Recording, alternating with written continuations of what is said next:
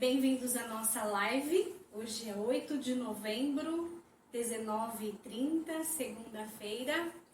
Eu sou Sandra Madureira e comigo aqui na bancada, Zenildo Barbosa de Jesus, mais conhecido como Sargento Jesus, o nosso Jesus da Terra, e o jovem Jonas Azevedo Júnior.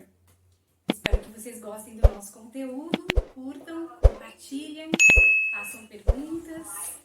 Esse é o nosso start. Estamos aqui para compartilhar um pouquinho com vocês das novidades, das notícias da semana. E o tema de hoje é Brasil e Peruíbe. Brasil versus Peruíbe. Expectativa ou realidade? Espero que vocês contem conosco, perguntem. Eu já passo a palavra aqui para o Sargento Jesus para fazer a sua apresentação. Boa noite a todos. Sou o Sargento Jesus há 31 anos. Estive ombro a ombro, lado a lado com a equipe do Cabo Anderson na última eleição. Tenho a honra de ter tido esse privilégio, porque aquele que votou nele não se arrependeu e aquele que não votou se arrependeu. Então, isso me dá certeza de que eu estive do lado certo e vou permanecer. Grato pelo convite aqui de estar participando e continuo ao lado dos bons, ao lado dos melhores. Então, quero agradecer a oportunidade de estar aqui e dizer que permanecerei, porque eu acredito naquela semente que foi plantada. E eu sei que a semente é boa e que a semente ainda dará bons frutos. Eu creio, eu acredito. Então, assim eu vou permanecer. E a situação de expectativa e realidade do que nós vivemos no nosso país e na nossa cidade realmente é algo que me interessa muito. Afinal, eu pretendo ver um país melhor e uma cidade melhor para a minha descendência. Agradeço. Especialmente eu gostei demais do tema e passo a palavra aqui para o nosso jovem Jonas para fazer a sua apresentação. Boa noite, meu nome é Jonas, tenho 30 anos, trabalho na área da construção civil. Vim para Peruíbe aqui há 2 anos, estou apaixonado por essa cidade e aqui eu quero permanecer. Eu vejo uma cidade com potencial de crescer e sem mudar a política, a gestão, nós não teremos essa mudança. Então essa mudança tem que partir de nós. Eu vejo a cidade muito boa, com muita oportunidade para crescer, é um lugar maravilhoso de se morar, tranquilo, porém depende das nossas atitudes para fazer essa diferença. Agradeço também a dona Sandra por ter convidado, agradeço a Jesus aqui na companhia. Confesso que estou um pouco nervoso porque nunca participei de live, mas sempre é a primeira vez e espero que todos gostem. Estar ao vivo é uma expectativa interessante, né? Porque dá um friozinho na barriga, mas também nós precisávamos abrir esse espaço de conversa e termos aqui entre nós, né, um bate-papo e também dar a oportunidade para você que está do outro lado de estar conosco, de fazer perguntas e assim participar desta live. Brasil e Peruíbe, expectativa ou realidade? Eu gostaria de começar a nossa live falando um pouquinho das notícias da semana, tá? Então, basicamente, eu gostaria de começar falando sobre a viagem do nosso presidente, Jair Messias Bolsonaro, né, ao G20. E aí eu quero passar para você, Douglas, para você trazer alguns dados aí para nós dessa viagem. O tempo que o Bolsonaro ficou lá na Itália foram 5 dias. Ele foi com o objetivo de falar com o ministro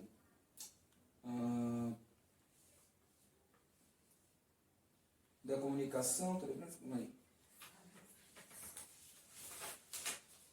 Fábio Farias. Aqui.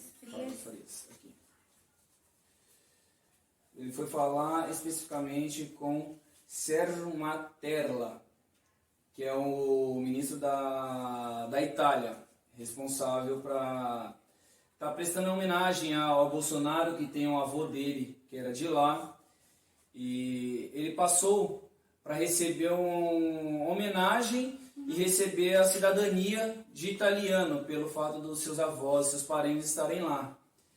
Na segunda-feira, o honorário município de Aguilara Veneta, da província de Pádua, ele recebeu o título por causa do seu bisavô, Vittorio Bolsonaro, que era italiano nascido na região.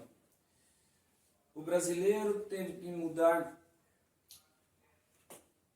E é isso. Legal. É interessante falar também um pouquinho sobre as hospedagens, né, do presidente. Você tem alguma informação sobre isso? O Bolsonaro ele ficou hospedado por um período lá em Roma. E como ele ficou hospedado na Embaixada Brasileira, ele não teve gasto nenhum, porque esses gastos já tem que pagar, tem que ser pago e tal. Então ele economizou muito dinheiro com a viagem, devido a ele e algumas outras pessoas que estavam junto com ele ter se hospedado no mesmo hotel lá. O hotel totalmente luxuoso, teve algumas lives que ele mostrou também a respeito da hospedagem, ele mostrou alguns cômodos, a estadia, como que era. E ele mencionou que não teve custo nenhum. E o interessante é justamente isso. O presidente está mostrando que é possível viajar reduzindo o custo, os gastos, porque quem paga somos nós, né? Então ele pensa no nosso dinheiro. Isso é bom. Sem dúvida. Muito bom.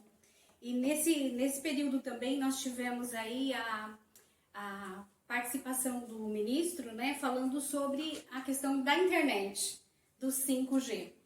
Então, nós temos aí um pequeno vídeo, se você conseguir colocar para nós o vídeo, falando sobre a internet e os leilões, né, que aconteceram nesse período. Fazia 15 anos que o governo não investia em internet. Então, nós temos também alguns dados aqui, se nós conseguirmos colocar um pedacinho do vídeo, só para partirmos daquilo que o presidente vem fazendo nesse período. Pode deixar de fazer um bom negócio, pode deixar de fazer um bom investimento no Brasil e por aí afora. Rapidamente, então, Fábio, faça o leilão do 5G, benefícios. Então, presidente, já foram 75 leilões do seu governo. O ministro Tarcísio, da infraestrutura, me passou os números hoje, já tem 600 bilhões contratados, são 117 na carteira do PPI, e esse foi o maior leilão já feito pelo seu governo. A gente já está hoje com um valor estimado de 50 bi, deve terminar amanhã de manhã, peguei o número agora antes da live, já estava em 43 bilhões de reais. Não vai passar de 50, não? Vai passar de 50. Até amanhã a gente tem esse número. É o maior leilão da história de telecomunicações da América Latina inteira. Isso mostra, né, que o Brasil, quando quer trabalhar e fazer bem feito, ele faz. A gente vinha num governo, há 15 anos, presidente, que ninguém olhou para a internet. Eu lembro o dia que eu assumi o ministério, 16 de junho do ano passado, eu disse, Faria, sua missão é levar a internet para os brasileiros. Fui eleito devido à internet, a imprensa não dava moral para mim, ninguém dava moral para mim, e eu sozinho, com o meu celular, a gente saiu fazendo campanha no Brasil afora. Quando o senhor assumiu, 1º de janeiro de 2019, tinha no Brasil quase 50 milhões de brasileiros sem internet. A gente fez um programa do Ministério, Wi-Fi Brasil, levamos internet para 9 milhões de brasileiros, seu governo. Já são 500 aldeias indígenas, por exemplo, igual a essas duas que a gente mandou, que já receberam internet, o sinal de Wi-Fi, já são mais de 10 mil escolas, são 15 mil pontos. Só que a gente não tem como levar a internet para o Brasil todo só com Wi-Fi. Até porque o Brasil é muito grande e a internet de fibra ótica ela é muito melhor. A gente... Acho que tá bom, né? Quer fazer um comentário sobre isso, Jonas? O interessante é que serão feitas 2 divisões desse Wi-Fi para o Brasil inteiro. O principal ponto é levar a internet para todas as pessoas, para que essas pessoas que não têm contato com a internet devido às condições financeiras ou até por meio de alguma coisa para entrar em contato com as pessoas e mostrar a realidade daquelas pessoas que não têm condições de ter uma internet de qualidade para divulgar para a sociedade o que realmente as pessoas vivem, porque infelizmente a mídia não mostra a realidade das pessoas. E o interessante é disponibilizar o Wi-Fi para as pessoas na Gerenciar Wi-Fi Brasil, pelo governo federal. Eles vão disponibilizar na concessão da Telebrás para dividir esse dinheiro. Eles fizeram um leilão, arrecadado 50 bilhões, sendo dividido 40 milhões para a empresa que vai investir, então é um leilão não arrecadatório, e 10% e 10 mil vai ficar para o governo, para eles investir também. E o Wi-Fi aqui é interessante que eles estão com a intenção de levar a internet para aldeias, assentamentos rurais, para quilombolas, escolas, telecentros, unidades de saúde, e possibilitar que haja internet em algumas praças do país. Atualmente, o programa conta com mais de 14 mil pontos em funcionamento instalado pelo Brasil. E o interessante é que essa internet é uma internet de qualidade, né? Uma fibra ótica das melhores qualidades. E assim, beneficiando 500 aldeias indígenas e 10 mil pontos em 10 mil escolas. Então, isso significa que não somente a população indígena, mas também a população infantil, até o ensino médio, com certeza terá um nível de qualidade da educação ainda melhor. Né? Linkando sobre internet em Peruíbe, Jesus, quer fazer algum comentário sobre internet em Peruíbe? Bom, quanto ao trabalho do Ministério das Comunicações em relação ao trabalho em si que está sendo feito lá, é só mais um dos muitos que está sendo feito, mas que a comunicação no país sempre viveu no degrau de baixo. Isso é uma realidade. Agora nós temos condições verdadeiramente de realmente ter comunicação.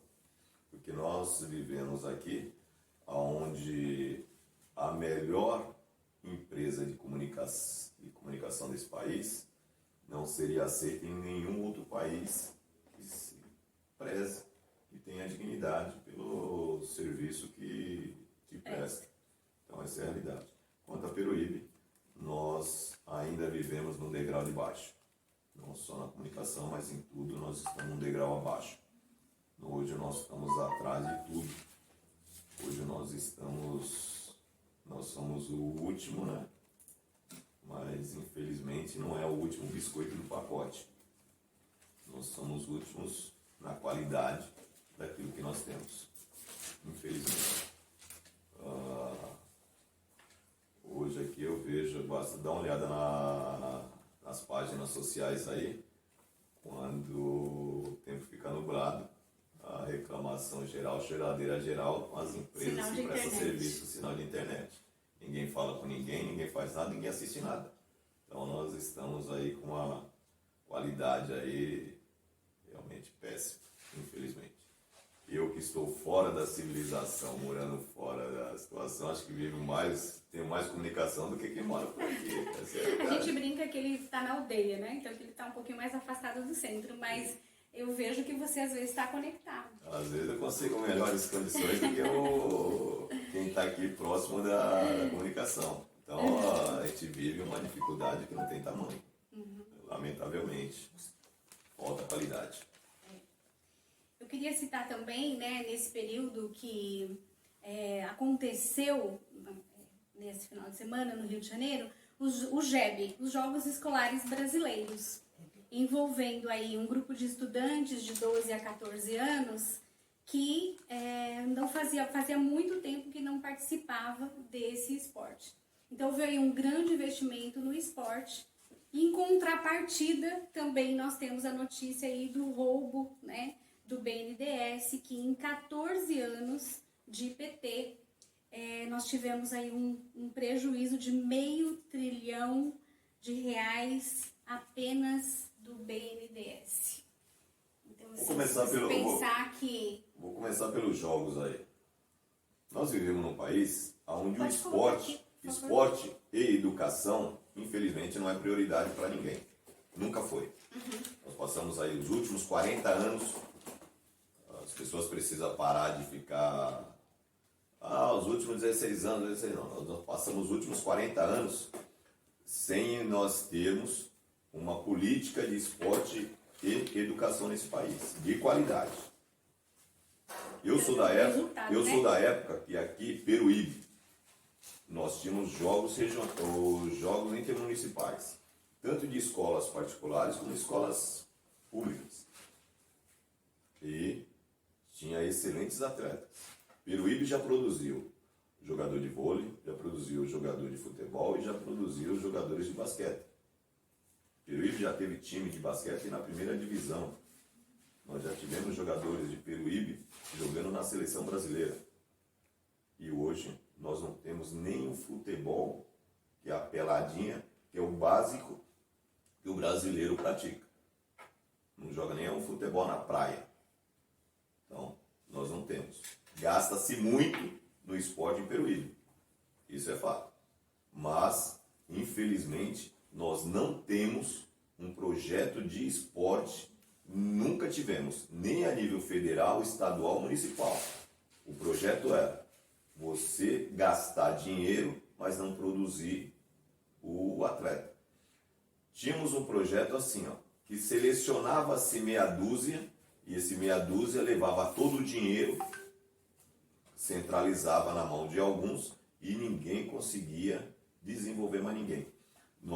As escolas municipais não produzem atletas.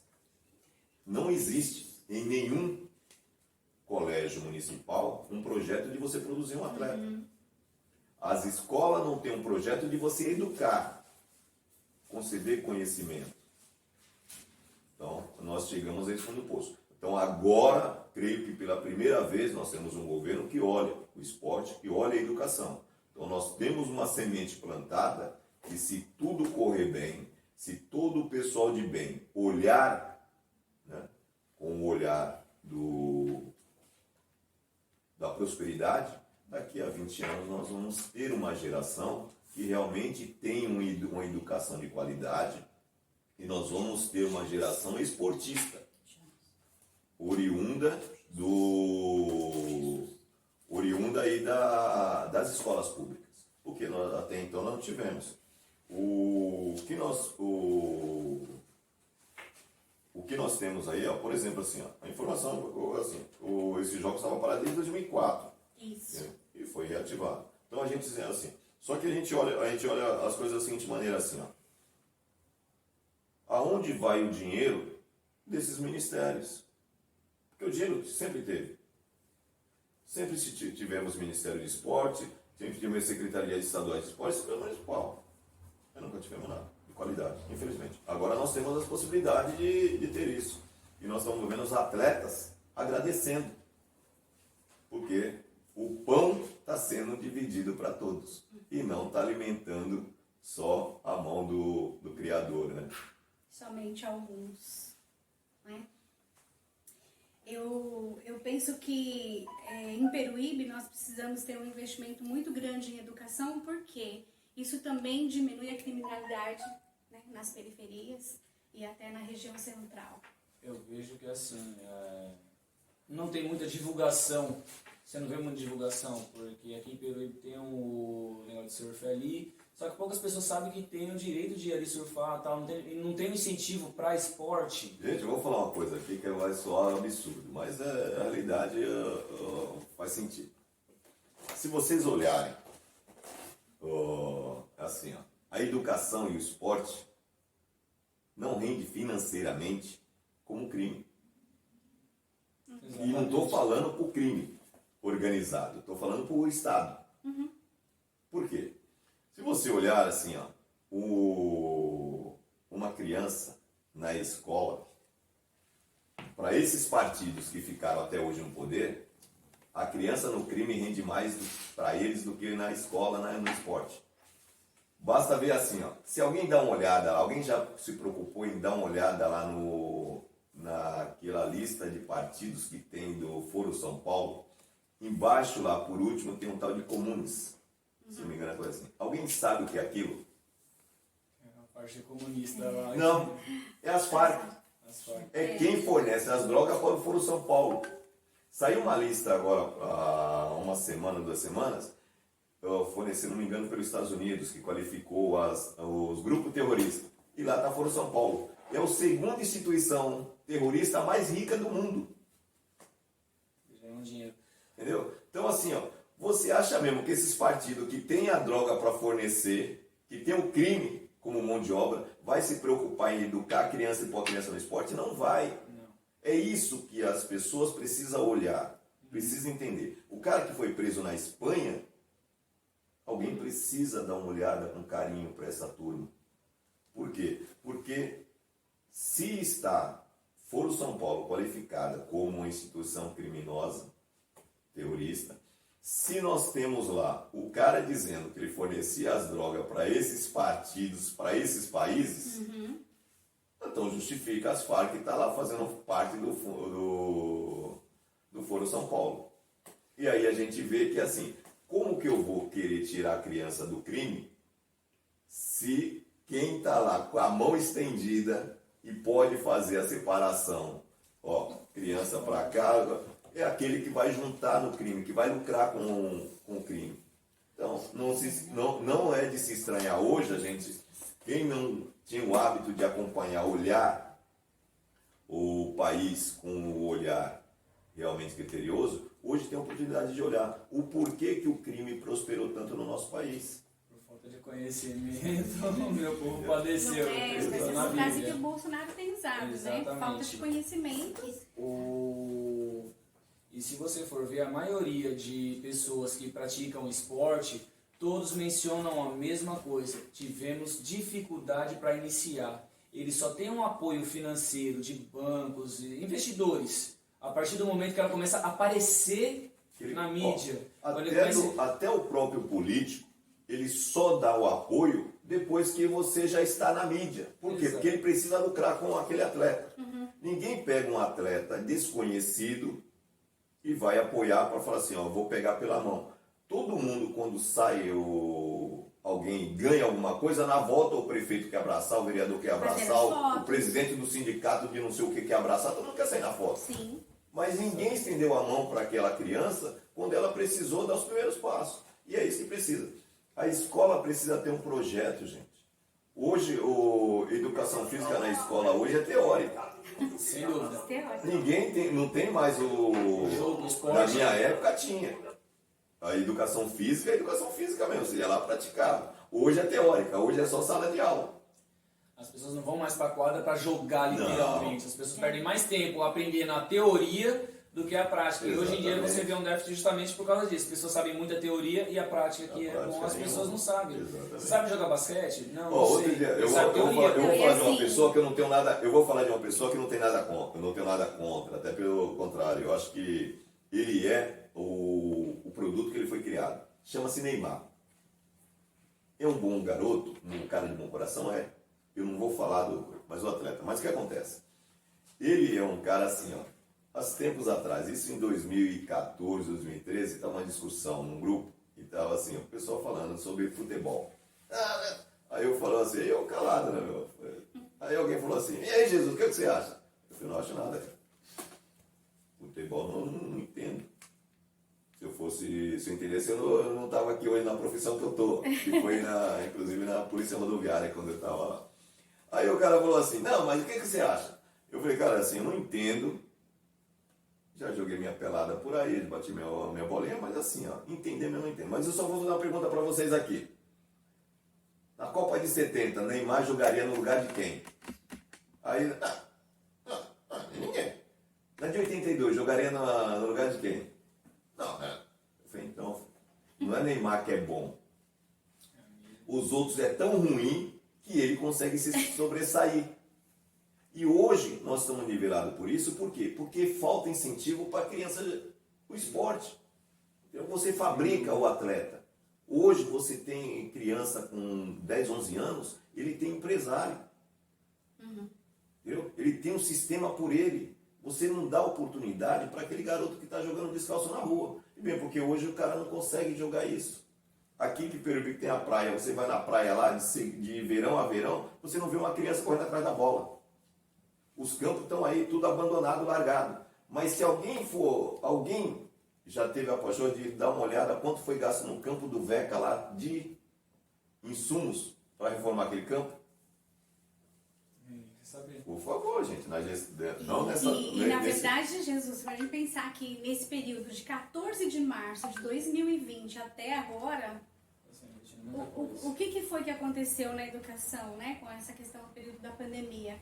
E nós temos crianças talentosas na cidade e com famílias, com pais que lutam diariamente para conseguir aquele pouquinho para que a criança possa participar de algum campeonato. Eu mesma conheço crianças assim que a família investe, busca, os amigos fazem vaquinha, acaba participando de um ou outro campeonato aqui e ali.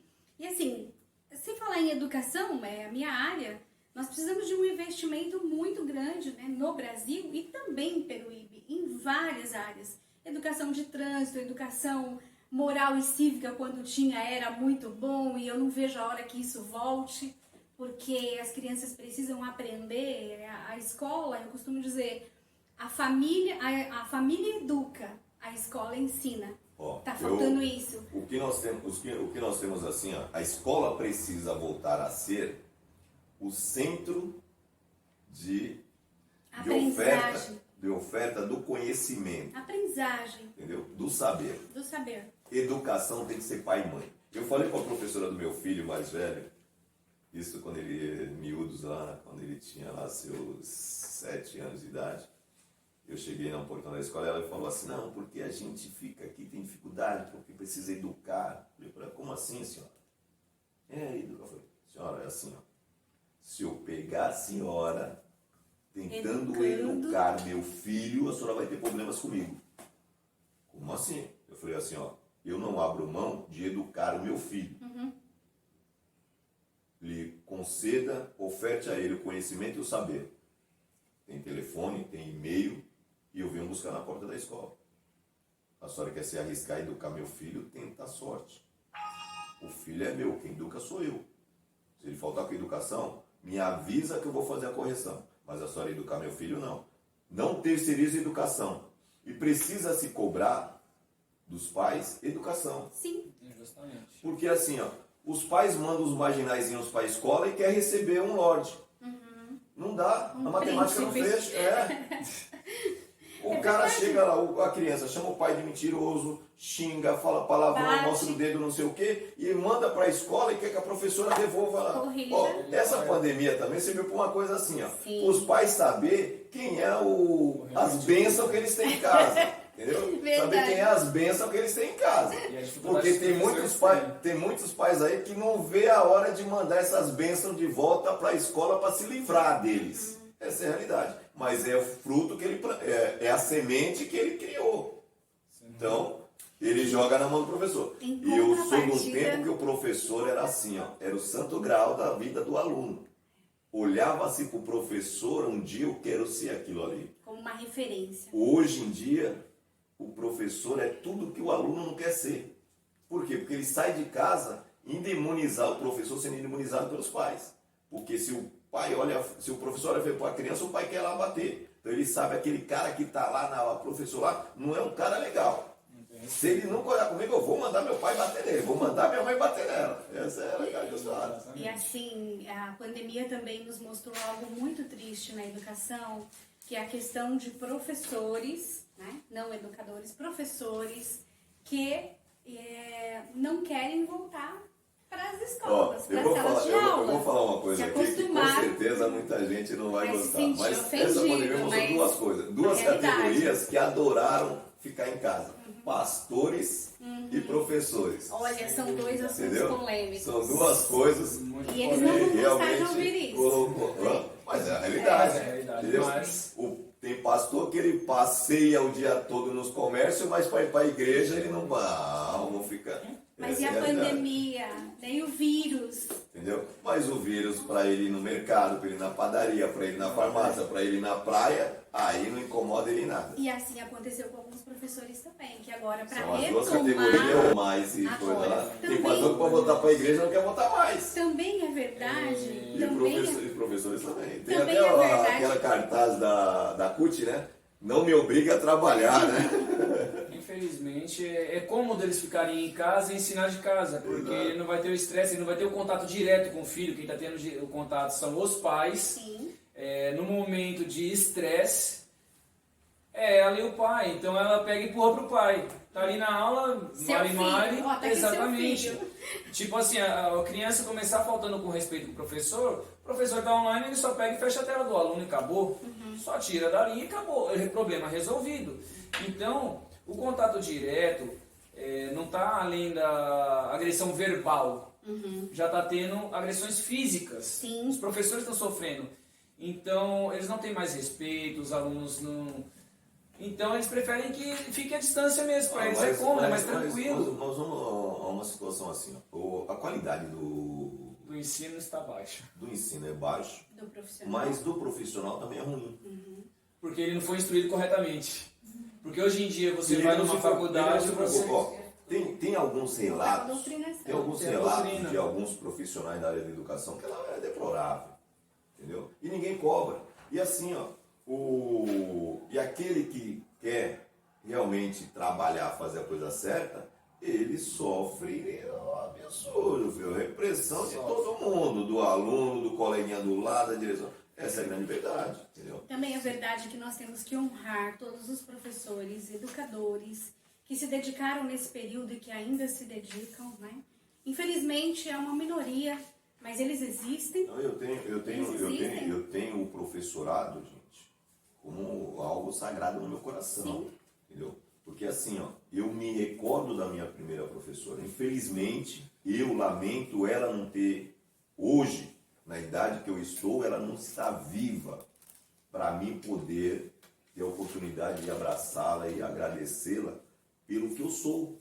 Hoje, parte do que eu sou foi eu sou grato a ela. Sim. Porque o primeiro dia que eu fui na sala de aula, eu fui assim, ó, eu cheguei na porta da sala de aula, minha mãe me levou pela mão e falou para a professora Neuza, já falecida, trate como se fosse o seu filho. E ela levou a brincadeira a sério. Se fosse necessário. Eu apanhei ela. Oxe. E detalhe, tinha que voltar para casa calado, sorrisão na cara, por quê? Porque se minha mãe soubesse que a coisa da professora cara era assim, ó, não sei porque você apanhou, mas a professora estava certa. E vai apanhar de novo. Então apanhava duas vezes. Entendeu? Então assim, ó, e eu respeitava. Aquela professora era uma deusa para mim. Entendeu? Eu fiz uma homenagem aos professores há uns anos atrás e citei a professora Dercília. Dercília, um grande beijo. Aí, Você já. realmente, ó, fez a diferença na minha vida. Entendeu? Porque assim, ó, aquela mulher é viva, tá aqui, olha assim, ela chegava na sala de aula, ela se preocupava com o conhecimento que ela estava transmitindo. E eu fiz lá e falei, ela foi o santo grau da minha vida, na área da educação. E eu homenageei vários professores na pessoa dela. Entendeu? Coisa que hoje ninguém valoriza, o professor. Só que esse país não vai a lugar nenhum se não Sim. passar pela mão do professor. É verdade. Entendeu? Essa é a grande verdade. Se não passar pela mão do professor, não se vai chegar a nada. Não tem nenhuma profissão. Vejam umas plaquinhas, sem não sei o que, não tem não sei o que. Não tem justiça, não tem... Não, gente. Não vai ter o cara para defender a justiça se não tiver o professor. Simples Vai assim. ter o conhecimento. Quero trazer um assunto polêmico. Vamos lá para a mesa. OMS, né, a viagem do presidente, aquilo que o presidente encontrou fora do Brasil. Máscaras, vírus. Podemos? Máscaras, vírus, vacinas. Podemos falar disso? Sem problema. O que vocês acham? É, OMS é uma OMS. OMS é uma grande mentira. Entendeu? É uma mentira que, repetida várias vezes, está perpetuando. É aquela história do Antônio Gramsci que diz que uma mentira repetida várias vezes Se torna uma verdade. E é o que estamos vivendo. Eu vi a médica, a infectologista lá, a Nicei, aquela que foi respeitada Nice, né? Yamaguchi. A Nice, doutora Nice. Doutora Nice. Ela falando o seguinte: se na Suécia, a OMS é na Suécia, na Suíça, acho que na Suécia, coisa assim. O que aconteceu? Saiu uma matéria sobre o remédio aí, coisa lá, um grande laboratório soltou uma bomba lá, não, porque tá matando não sei o que. Aí eles estavam cuidando dos infectados lá com esse remédio. O precoce lá, no início. Que não pode falar. Ele não pode falar. Tratamento O que precoce. aconteceu? Tava lá em 3% o número de morte nesse país, que é na Suécia ou na Suíça. Aí pararam. Foi a 11% de morte. Aí quando veio lá assim, não, mas tá errado a nota que nós soltamos, não é, o remédio não tá matando, não sei o que. Voltou a cuidar com esse remédio, voltou a 3%. Voltou a 3%. Entendeu? Então a gente vê aqui quando chega. E a OMS não foi lá pedir desculpa para ninguém. Ficou quietinha. Entendeu? Ficou Então assim, quietinha. a passagem do presidente lá por esse G20, esse passeio que ele deu lá, mostrando duas coisas.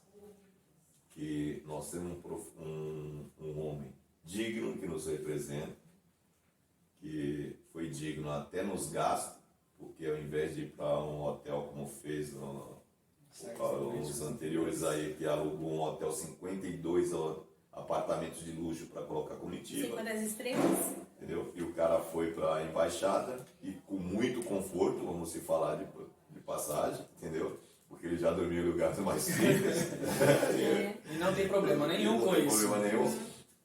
E mostrou que o mundo reconhece que ele realmente é um grande homem, um grande sadista. E a conversa que ele teve lá a nível de OMS realmente mostrou que é assim, ó, falar distante dele é uma coisa, mas falar estando diante, o respeito é bem maior, porque o cara sabe do que está falando e sabe do que está inquirindo. E ele não tem medo de pegar e confrontar outros países, porque antigamente as pessoas ficavam com receio, não, que eu não posso, tal.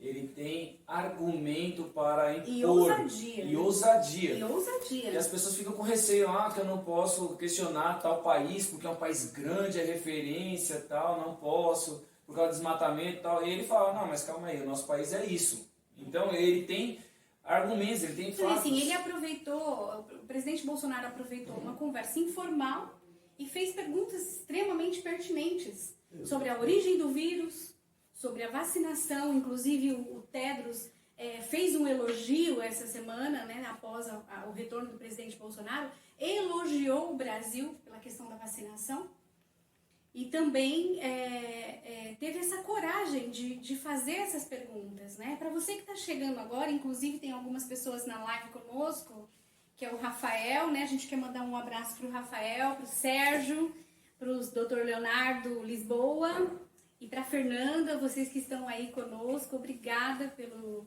prestígio. E é muito bom contar com vocês aí. Para vocês também que estão chegando agora, a gente começou esse assunto aí da vacinação. E em São Paulo, não sei se vocês acompanharam essa notícia, de 400 mortos, essa última semana nós tivemos um óbito em São Paulo. Isso mostra, né, algumas coisas. Primeiro, ou realmente essa é uma realidade do Brasil nesse momento, ou final de ano e carnaval está chegando. Né? Isso, E aí é uma notícia que vai ser liberado o carnaval e o Natal aqui na Baixada Santista, onde tem a maior concentração dos brasileiros, né, de volta da praia. Então é complicado, porque aqui não tem nem vigilância, não tem nem como controlar, porque não tem efetivo suficiente para controlar essa multidão. Eu não sei se vocês acompanharam, mas quer falar do Rio de Janeiro? Olha, assim, Eduardo Paes. sabe o que é uma piada pronta. Né? Rio de Janeiro, que apertou tanto, fez tanto, espremeu, como diziam meus antigos, né? Matou na unha com mata-pulga. Passaporte sanitário. São Paulo, que o calça justinha lá fez do que fez. Pura e simplesmente chegou o final do ano, tá voltando, as coisas sabe, dos interesses. Nós estamos vendo aquilo assim, mais uma vez, Bolsonaro tem razão. Entendeu? Infelizmente. Assim, eu creio Porque que... ouviu o palavreado chulo, senhor Eduardo Paz proferiu Hoje. quando assinou aquele coisa lá, Fora do de doer na alma, triste, né? É uma né? falta de respeito É uma com aqueles que hipocrisia. morreram, que eles mataram, aqueles que eles mataram e aqueles que morreram. Porque muita gente aí morreu nessa doença, gente. A doença matou. Eu não tenho dúvida disso. Inquestionável. Sim. Porque eu vi perdas próximas a mim. Mas eu tenho noção também daqueles que eles mataram psicologicamente e que eles mataram sufocando, deixando sem levar um pão para casa. Essa é a realidade. Só quem sai à rua, só quem tem conhecido, convive realmente, eles não têm noção. Mas essa é a realidade. Hoje, ouvir Eduardo Paes falar aquela frase, Não é fácil. sabe? Para você que não acompanhou, pesquise aí. Para aqueles que... Pra gente não ter que repetir aqui, né, aquelas belas palavras. Precisa-se, entendeu? Alguém questioná-lo. Sabe, as vítimas, o Renan Calheiros não levou lá os petistas, os da esquerda lá, para poder dizer que o presidente merecia pedir um pedido de desculpa. E Eduardo Paes agora vai pedir desculpa para quem? Entendeu? Falta de respeito com aqueles que... E assim, uma das coisas que tem acontecido é que com todas essas situações acontecendo, o povo brasileiro está despertando em busca do conhecimento e da verdade. Porque é necessário, né? Esse é um versículo bíblico.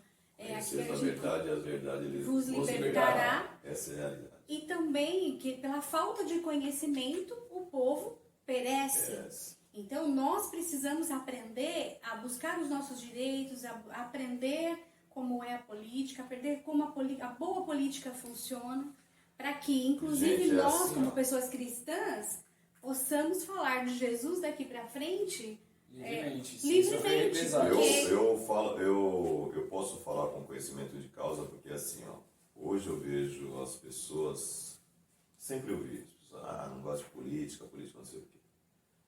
Eu convivo na política e pelo menos eu sempre fui um observador da política, quando eu não participei.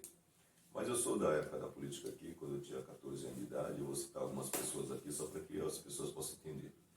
Roberto Gaiofato,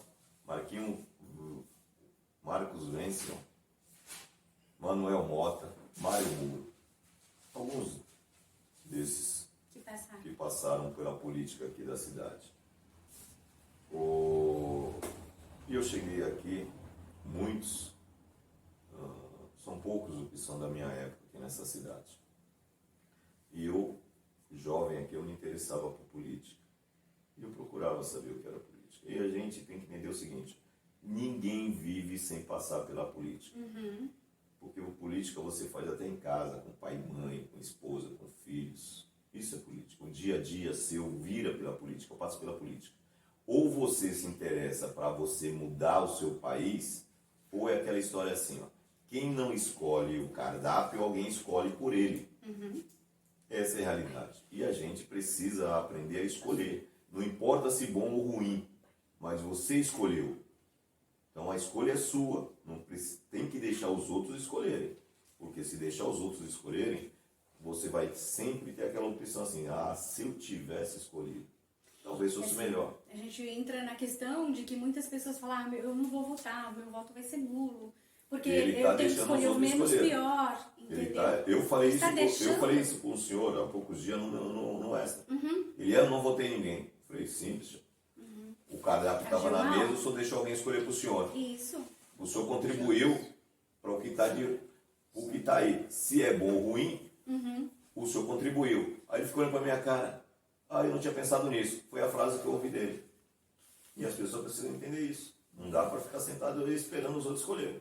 Não adianta ir pra guerra sem uma arma, Não, né? mesmo. Conosco, prestigiando esse momento aqui maravilhoso junto com eles aí. Um abraço, pai. Pastor Jonas, que Jonas. privilégio poder estar aqui com o seu filho, dividir essa bancada aqui com um jovem inteligente, engajado, interessado. E é isso aí, né? Assim, Um grande abraço, pastor. pastor. Deus abençoe aí. Estaremos juntos na próxima, né? Um dizer na Bíblia que diz assim, Ninguém é tão tolo que não tenha nada a ensinar e ninguém não é tão sábio que não tenha nada a aprender. Então, com a internet aí, é uma arma. Sim. Se nós souber utilizar a internet a nosso favor, será maravilhoso. Com certeza. Então, por isso que, devido a esse 5S ser feito, esse leilão, para que a internet chegue a mais pessoas, que as pessoas mostrem a realidade e não uma vida fantasiosa, né? O país da Alice das Maravilhas lá. Então, é uma coisa interessante, porque as pessoas só postam coisas bonitas, belas, e a realidade é outra, totalmente diferente. O Instagram mostra muito isso, né? Os stories. Pessoal, nós estamos já quase 1 hora de live, né? E nós temos ainda 2 assuntos de Peruíbe, não sei se dá tempo da gente falar um pouquinho. Eu queria passar para o Jesus falar sobre a Piscigrândia. E se der tempo, a gente vai falar um pouquinho sobre ideologia de gênero.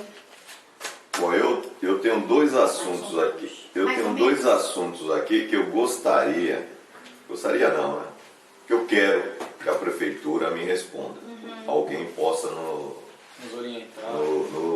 nos dar uma resposta. Isso.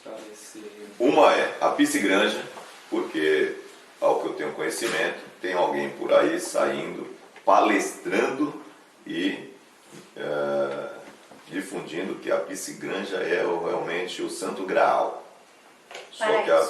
Só que a Piscigrândia não tem nem quem cuida. A única pessoa que tem lá, ele corta o mato do local.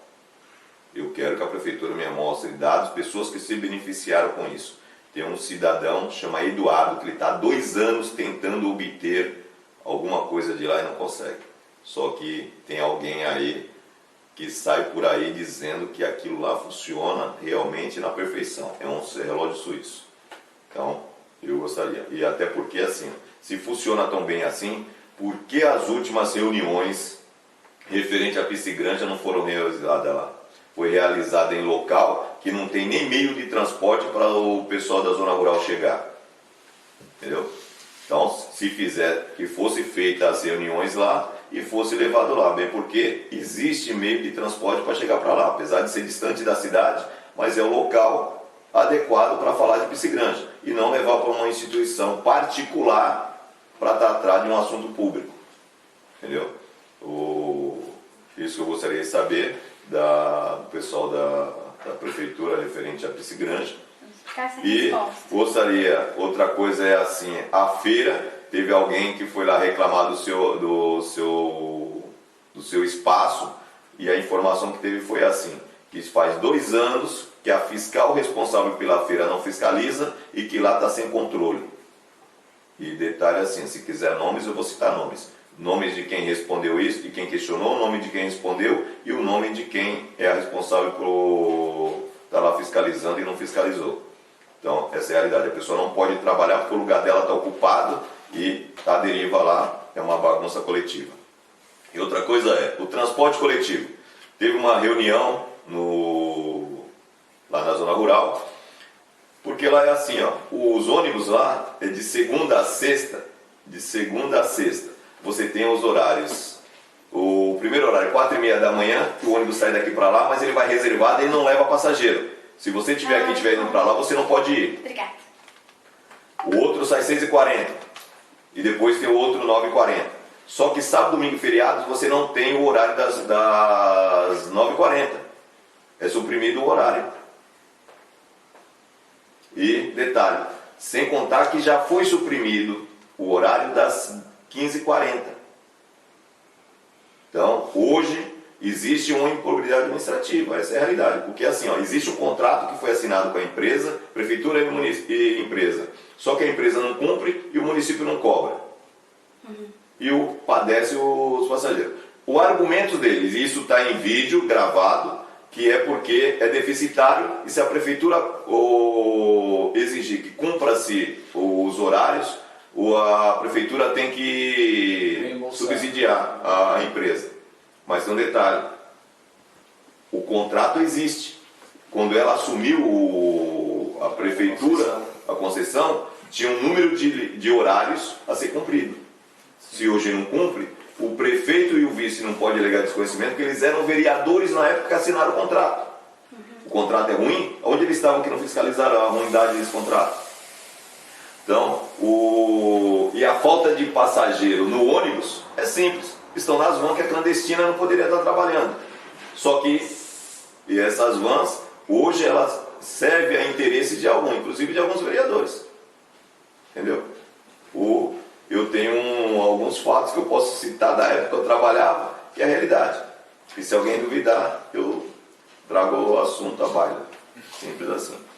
Nós temos aí algumas investigações, né, em curso, a questão, né, dos valores da Câmara Municipal, que está em investigação. O conhecimento que nós temos é de que apenas uma pessoa está envolvida.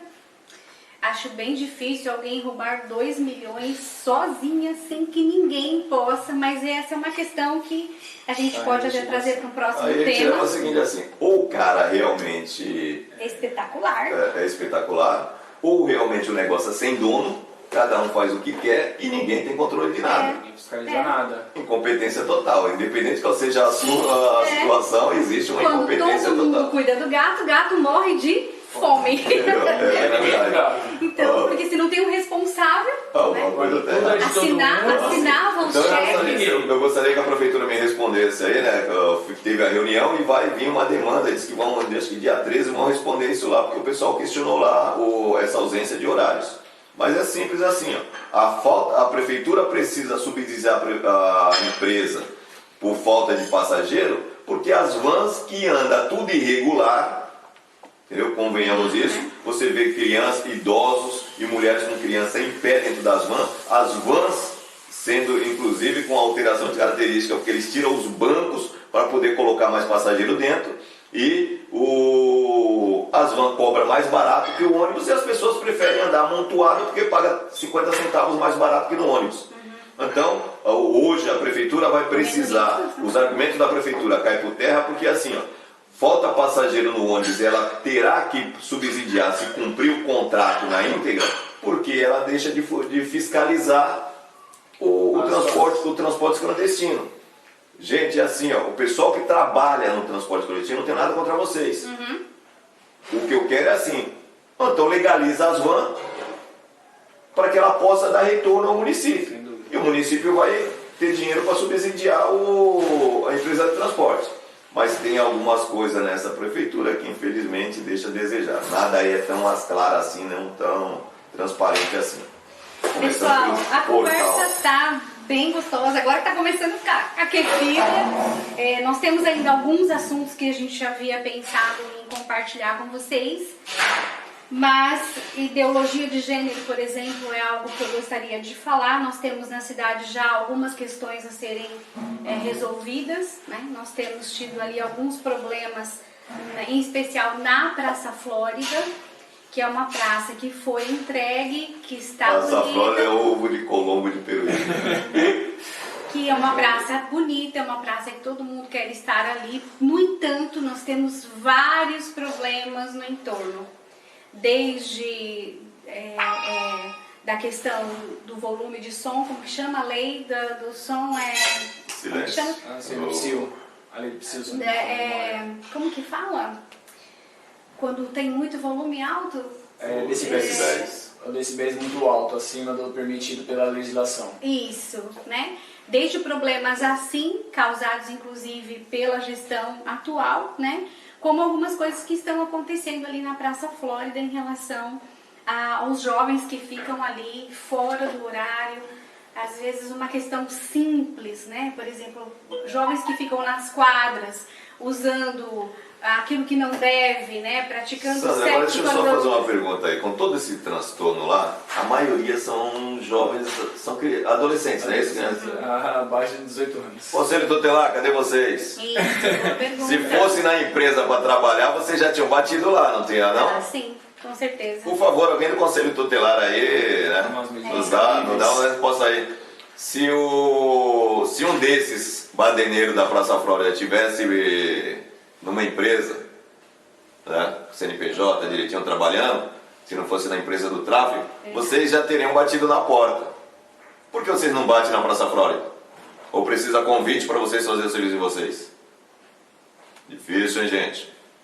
Só para vocês terem uma ideia, nós tivemos um problema recente na Praça Flórida de um garoto de 12 anos que se sente menina, quer ser menina. Ele é um menino que se veste de menina e ele não quer usar o banheiro masculino, ele quer usar o banheiro feminino, causando ali alguns transtornos com a família que está presente, com alguns jovens que estão presentes, e nós não temos, né, na cidade um banheiro próprio para isso. E nessa situação, as autoridades que estavam ali pediram ao jovem que usasse o banheiro de deficientes, né, o banheiro especial. Então, assim, só lembrando que o garoto, ele não é deficiente, ele tem uma opção, né, diferente. Ó, já começa assim. Já começa assim. Se ele é um menino... Por ele ser criança, ele não tem opção. Simples assim. Ele não decide a vida dele. Isso. Tá lá o ECA para dizer se eu tô errado. Correto? O estatuto Alguém me diz assim, criança. então ele não tem opção. Ele é criança até 12 anos, é criança. Então ele não tem opção dele escolher. Simples assim. Agora, cria-se algo pior, né, quando o poder público vai lá e tenta resolver de uma forma simples. Dá poder para ele decidir o que ele quer para a vida dele. Cadê o conselho tutelar que não foi lá questionar esse pai e essa mãe que uma criança está lá querendo assim? Porque assim, ó, pais, eu não aceito. Gente, por Deus do céu, sou cristão, hoje eu sou menos sanguíneo do que eu já fui um dia. Hoje, literalmente, eu acho que eu tenho um pouco mais de Jesus no coração do que uns tempos atrás. Mas assim, ó, ninguém vai entrar num banheiro e os cuecas lá põe roupa, faz o que quiser. Tenta a sorte, vai lá se entrar no banheiro onde tiver uma namorada, uma esposa, uma filha minha. Quem quiser tentar a sorte, por favor. Se arrisque. Na verdade, assim, então, assim, ó, e vamos lá. Gente, tem muita patifaria que também é assim, a gente tem que assumir nossa responsabilidade. Tem pai, tem namorado, tem irmão, tem avô que é culpado pelas besteiras que a gente vive vivendo por aí. Porque um pai que não defende a filha, não defende a esposa, não defende lá, sabe? Não merece respeito. Sempre me doeu ver um pai, uma mãe, um pai, um irmão, um avô, um marido chorar porque perdeu uma filha, seja lá o que for. Porque alguém foi lá e ele não foi capaz de defender. Estando sob meus cuidados, eu defendo, gente. E aquele que não fizer por merecer não é homem suficiente. Entendeu? E eu defendo assim, ó, ideologia de Gênesis. É macho e fêmea, viu? O resto é conversa furada. Perto de mim não vira. Só quero lembrar que o ECA, o Estatuto da Criança e do Adolescente, determina que uma criança até 12 anos de idade, ela tem que estar em casa até as 20 horas e 30 minutos. A não ser, claro, né, na companhia dos pais, obviamente. Então, assim, a gente tem algumas questões aí que as autoridades precisam cuidar, né? O Conselho Tutelar é um deles, a família é outro deles, né? Então, assim, é muito importante porque a praça, ela está ali para todos desfrutarem dela, né? Da sua beleza, dos brinquedos, dos aparelhos, da alimentação. Não pode virar o que está já quase começando a virar, que é um espaço onde a família de bem não pode frequentar. O tal do ponto I mudou de endereço. De endereço. Só isso. Né? Então, assim, fica aí uma questão para as autoridades cuidarem e observarem e, de fato, colocar em prática aquilo que precisa ser realizado. Queridos, a nossa live está terminando hoje, a gente ainda teria assim alguns assuntos para conversarmos, mas hoje é o nosso primeiro momento, então a nossa intenção é estarmos aqui algumas vezes com pessoas diferentes aqui na bancada e eu quero me despedir de vocês, agradecer pela companhia, pelo pessoal que está nos ajudando aqui, obrigada pelo carinho de vocês. Jesus, suas últimas considerações. Jonas também, e assim a gente encerra agradecendo. Eu quero agradecer o convite, agradecer a quem nos acompanhou aí. E é assim, gente, eu continuo um cara de posição. Aquilo que eu acredito, aquilo que eu creio, eu confio. as pessoas que eu acredito, que eu creio, confio. E eu, como eu falei no início, estive ao lado, ombro a ombro, lado a lado com o Cabo Under, e que Deus abençoe a todos, e numa próxima oportunidade estaremos aí. O Deus que nos abençoa seja com todos. Amém. Jonas? Quero agradecer primeiramente a Deus por nos dar essa oportunidade de estarmos juntos aqui, colocando em pauta as coisas necessárias que nós precisamos mudar aqui, necessário para nós, né? Como cidadãos que temos direitos e podemos revogar. Gostaria de agradecer a Sandra pela oportunidade, a companhia do Jesus aí, e os bastidores aí, o Douglas, a Claudete também aí, que está nos ajudando aí. E agradecer ao meu pai aí por essa criação maravilhosa. Assim, eu tenho dito que nós fazemos parte de um grupo de pessoas que nós não tememos a nada, né? Nós fazemos parte de um grupo de pessoas que não desistem facilmente. Nós aprendemos através da palavra de Deus que se eu posso agir em relação a alguma circunstância e não o faço, a Bíblia diz que isso é pecado. Então, se nós estamos aqui, nós vamos exercer a nossa fé, a nossa cidadania, né? E compartilharmos e orarmos para que a nossa próxima geração, a nossa futura geração, possa desfrutar, né, de um Brasil melhor, de uma cidade melhor, uma cidade que nós escolhemos para morar, que nós amamos a cidade de Peruíbe. Assim como o presidente fala do Brasil, né, que o Brasil tem tantas coisas maravilhosas e poderia ser além, a gente também fala sobre Peruíbe. Peruíbe tem infinitas belezas naturais e poderia ser uma cidade muito mais acolhedora, próspera em vários assuntos, né? Então, quero agradecer a todos, principalmente a Deus, que até aqui nos ajudou e esteve conosco em todo o tempo. Obrigada a todos que estiveram conosco. Curtam, compartilhem e dê o seu like. Ajude o canal a crescer.